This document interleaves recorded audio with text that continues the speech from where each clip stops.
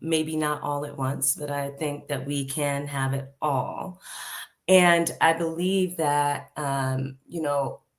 this generation of women and men, while we're having these issues, it's kind of like a power struggle. And my hope is that we're going to come out of it. But this is like the murky water that you have to go through. Um, I believe everything comes down to partnership in relationships, and that has everything to do with what those two people deem is necessary and right for their relationship. I don't believe that most women, most women are out here just focused on their careers and not looking for relationship. That is not what I have seen. And I believe that women, yes, they want careers, and it's not just to make money. There's a level of fulfillment behind it because you're a human being, and there's things and visions and dreams that you have that you want to fulfill. And I don't think that that has anything to do with gender. I think that has to do with humanity. I think that we're built for connection. We want marriage. Most of us want children. I believe that sometimes that doesn't align with the right person. And even if it doesn't align and you have children, and many of us have experienced this in our community and other communities, that wasn't the right person for you. But you did settle and you had children with that person.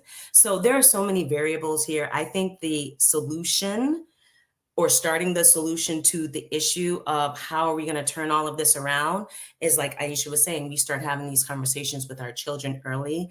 I'm not blaming men. Okay. Let me say it again. I'm not blaming men, but I believe that if men were raised to be husbands, they would have no problem finding an amazing wife. I believe that.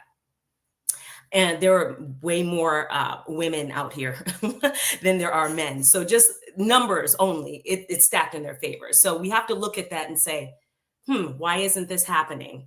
And, let's look at that.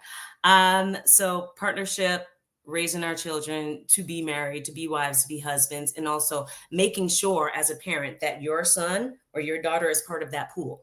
That could be someone who someone else wants to choose. I am Shalay Camillo. I am CEO of Vital Source Realty. I can help you buy or sell real estate anywhere in the continental United States and Canada. Please reach out to me if you have any questions about buying real estate, investing in property. You can find me at vitalsourcerealty.com or on social media at Shalay Camillo. Awesome. I was going to add a little bit to what Shalay said, and that is your sons and your daughters, because every woman is not ready to be a wife, whether she thinks she is or not. Just because you want to be a wife doesn't mean you are ready to be a wife. So we need to be putting that into both our sons and our daughters, because you have some men who are ready. I have some dope ass homeboys that have never been married, and I'm like, yo, why don't you get married? They like, can't find a good wife. Then I got some dope ass. I'm like, and I tried to set one of these women and men up, and I ain't gonna say which one of them acted a plumb fool, but one of them was like, this other one has too many kids, and I'm like, but I was like, okay, that's what you want to do. Like, all right, like, I don't know what to do. Like, this is a good dude, and you are a good woman. How come y'all two can't figure it out? Like, so both parties got to be on the same level. Dr. Sabrina, what are your final thoughts? So there's an old saying that says you throw a rock in the crowd and the one that hollers the loudest is the one that got hit.